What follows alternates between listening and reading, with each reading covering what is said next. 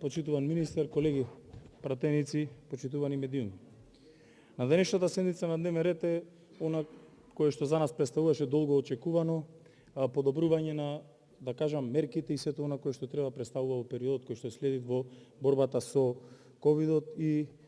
самото лечење и унапредување на здравството, односно здравствената состојба на сите пациенти заболени од ковидот. Минатата недела ни пристигна измените за Законот за заштита на населението за заразни болести по скратена постапка.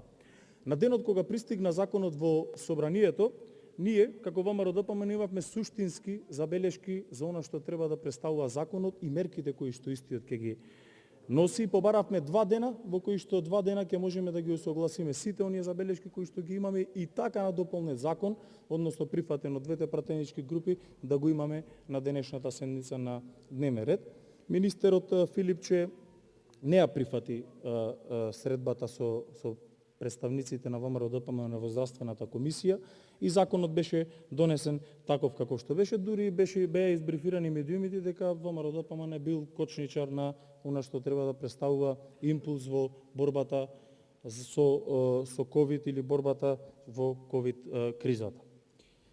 А реалноста, врз основа на она кое што го добивавме од новинарите како прашање во претходната недела, какви се измените, дали ќе гласате за измените, што ќе постигнете со измените по однос на носењето маски и ред други работи, беше сосема поинаква затоа што законот содржеше 2 компоненти. Едната компонента беше ограничувањето на лечењето на пациентите,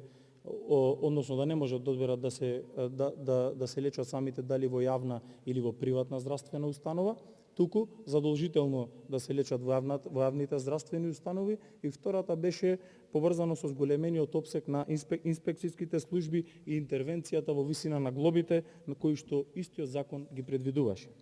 За последна недела, тоа е веќе денеска, односно вчера, владата предлага законско решение исто така по скратена постапка, а пратениците од мнозинството поднесуваат амандмани кои што ги содржат мерките кои што министерот претходно ги најави на пресконференција за јавноста. А вака, истите амандмани поднесени представуваат покритие на владата и Министерството за здравство околу подготовката на овој закон, односно неспремноста на подготовката на овој закон, со што се докажува некоординираноста меѓу институциите, и затоа добивме закон на кој што понатаму предлагавме амандмани, а уште пред една недела баравме да имаме средба за да усогласиме всушност и представниците на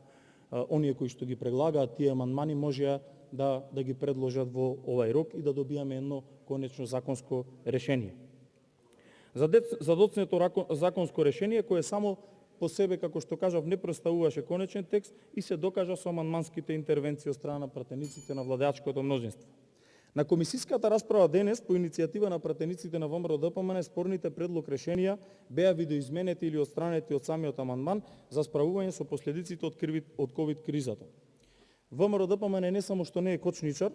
како што обвинуваше министерот, туку и активно учествуваше во подобрувањето на веќе продолжените спорни мерки, со тоа што сега се прецизираше носењето на маска, но и најважното, се избриша предлог мерката за забрана групирање семејни прослави во групи во одреден периоди од денонокието, со што би се нарушило уставното загарантирано право на приватност на неговиот личен и семеен живот врз основа на членот 25 од Уставот на Република Македонија. Во суштина, она што министерот Спасовски го најави одма ден после изјавата на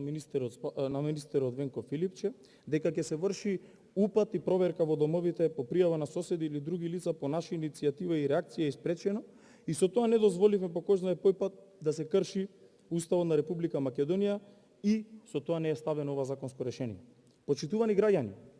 без наша интервенција, како пратеници од ВМРО-ДПМНЕ, полицијата неконтролирано ќе вршеше упат во домовите. Со нас спортистите ќе носеа маска за време на спортски активности. Со нас дечињата до 6 години ќе носеа маска на отворено. Без нас ќе требаше да се носи маска во гостителски објекти. Без нас ќе требаше да се носи маска во приватни автомобили додека сте сам или со членови од семејството.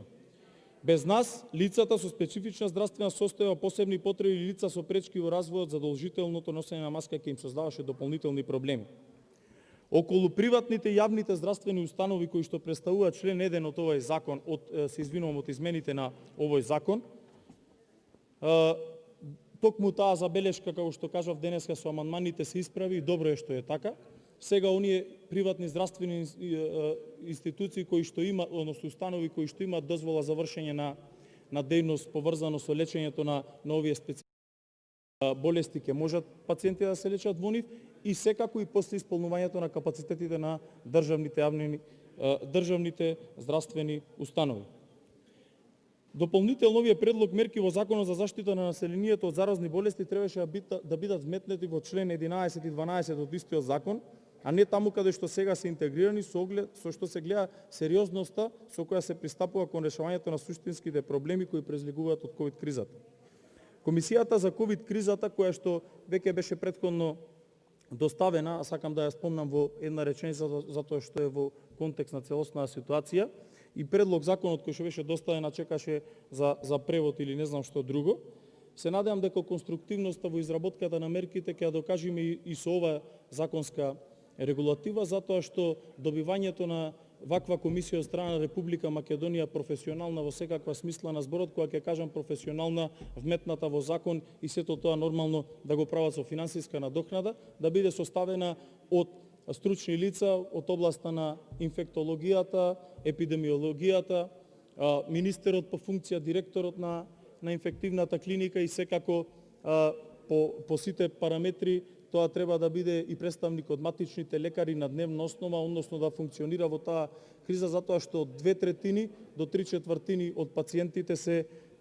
лечат, односно се третираат од страна на матичните пациенти. И тоа е нешто кое што мора час поскоро да го направиме сите заедно, затоа што овие мерки тековно ќе добијат наместо,